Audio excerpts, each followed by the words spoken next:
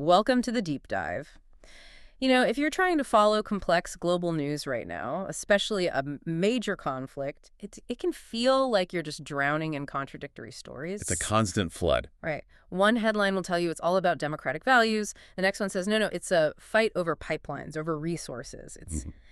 It's almost impossible to cut through the noise and see what's actually going on underneath. And that's the classic overload problem. Our goal here isn't to judge those headlines, to say one is right and one is wrong. The whole point of this deep dive is to give you a structural framework, a lightweight method we call MGF, mapping geopolitical conflict. It just lets you read the pressure, see the gears grinding beneath the surface. Today, we're applying that MGF framework to a hypothetical scenario, but one that feels very real based on the source material. A U.S. administration pushing hard for these rapid deal-based peace talks for Ukraine in 2025. Exactly. A move that seems logical on the surface. Of course. But it's causing these huge structural rifts. Yeah. So we need to map that, identify the structure, the pressure, the gradient. Okay, so where do we start? We always start with the orientation phase, just a quick sketch of the facts, a map. Right. So first, observation. Just what is happening. The core fact is a U.S. administration probably driven by its own political clock. And a need to pivot. A need for a high-speed pivot, exactly. They're pushing for a rapid peace deal in Ukraine. But that action is immediately met with two very different reactions. Okay. You have strong European caution, almost distress. And then you have Russian time stalling. They're just leveraging their hardened resource position. Okay, so that's the action and reaction. That brings us to the structure, because in the news, all we hear is betrayal. We hear territorial claims. What's the hidden structure here that's making this so volatile? The hidden structure is that this is a collision. It's a clash defined by how these big actors actually operate. They are running on fundamentally different operational systems, or OS. We're not talking about morals here. We're talking about their core code. And we see three main systems. Okay. First, the U.S., it's running on a high-speed AI OS. It integrates data processing, financial leverage, military projection, all to allow for incredibly fast strategic pivots. And Russia. Russia and its main backer, China, they're on the resource OS. It's all about consolidating physical commodities. It's hardened, it's centralized, and it's inherently slow. It's built for endurance. Okay, and the third one is Europe. Europe operates on the idea OS. It's norm-centric. Every single action has to be squared with this complex web of values, human rights, democratic principles. So I think that difference right there is the key agreement we need to have with you, the listener. We have to agree to read this as a systemic clash, not just a political disagreement. Exactly. But let me push you on that for a second. Calling Europe the idea OS, Right. isn't that just a polite way of saying they're slow? Is that really analytical? That's a fair question. It's analytical because the slowness is a feature, not a bug, of that system's design. Think of the idea OS like a giant committee meeting. Every single decision, from buying ammunition to passing sanctions, has to get unanimous consent and pass through this 100-page rulebook. Its highest value is consensus, which just automatically makes it slow. Whereas the AIOS is built for speed above all else. Precisely, which makes them structurally incompatible. And that leads to our projection. Given these deep system differences, the path forward isn't smooth diplomacy. No. We're looking at a continued buildup of what we call OS non-compatibility, more volatility no matter how logical the deals look on paper. Which really gives us our key question for this whole deep dive then. Why does a policy that sounds so reasonable, let's get a quick peace deal, save lives, why does it fail so spectacularly? Why does it create chaos instead of progress? That's the question. We have to look under the headlines. Okay, so let's unpack that gap. It sounds like the story we read on the surface, the narrative, is often totally different from the actual logic driving things, the operational system. That is the crucial split that this Niles framework gives you, the N layer, the narrative. That's the language that's designed to get public support, right? It usually appeals to the idea OS. So for Europe, that's the betrayal of democracy story. Exactly. It's crisis language. The U.S. is abandoning our shared values.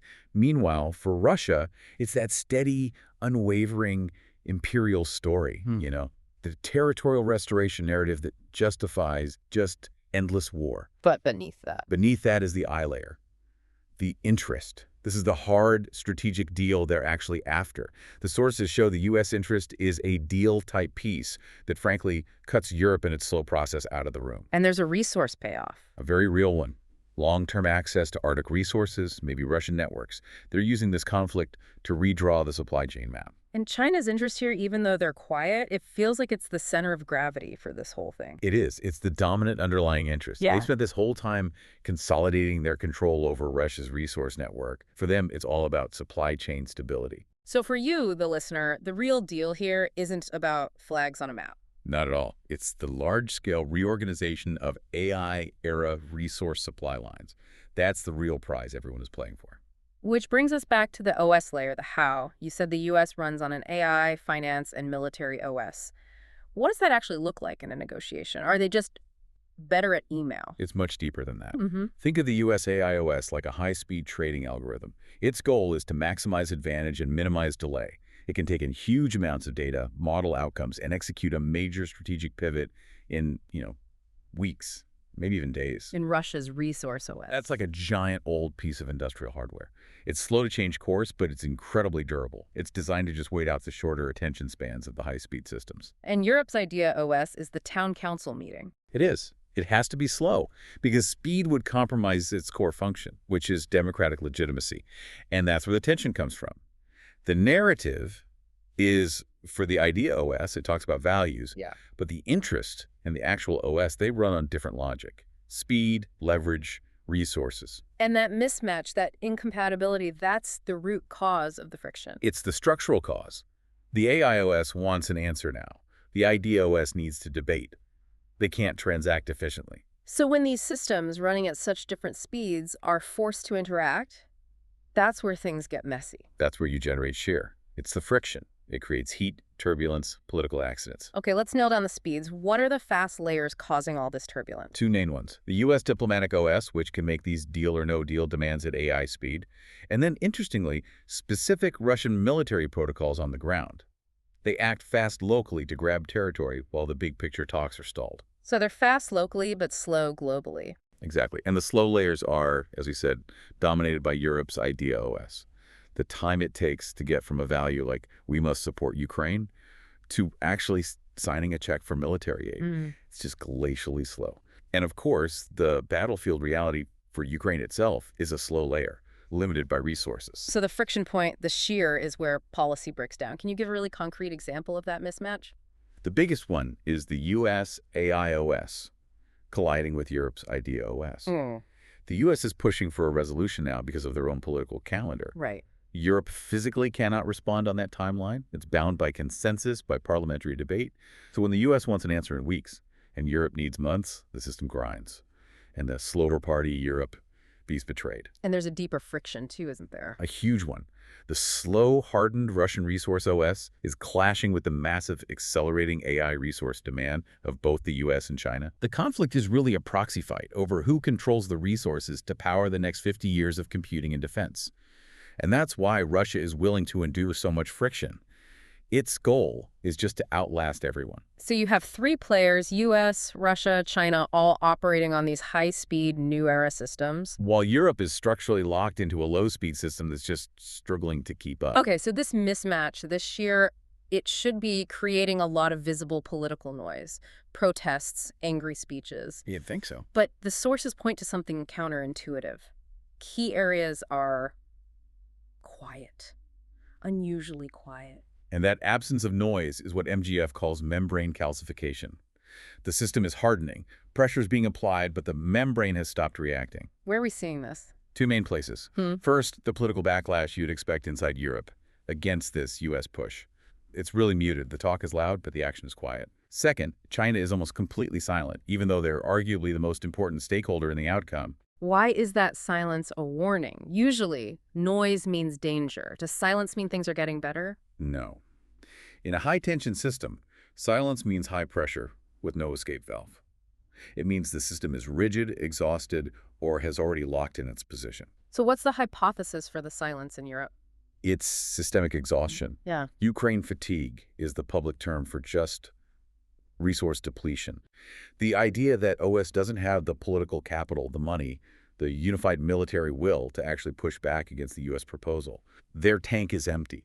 They're calcified by a lack of resources. And China's silence is different. Very different. We call it observational silence. The sources suggest Beijing has likely already secured the control it wants over Russia's resource network. They're not watching to participate, they're watching to see if these talks accidentally create a problem for them. Their silence means they're comfortable. So all this quiet tension leads to what you call the compatibility error. Exactly.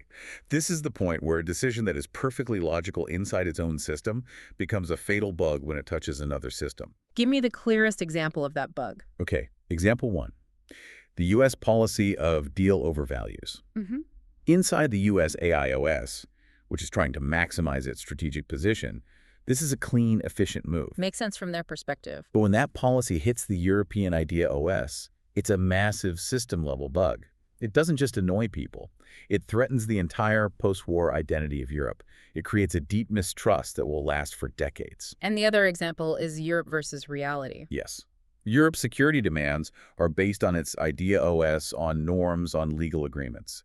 But that very focus often stops them from building the hard military and resource power needed to actually enforce those norms. So they have a map based on values, but the territory is run by tanks and pipelines. Well put. And the sources are clear that the big players are so focused on each other, they're ignoring the critical local OSs. They're ignoring Ukraine's fundamental survival OS. Their non-negotiable need for security and sovereignty. They're ignoring the fatigue OS of European citizens who are tired of the economic strain.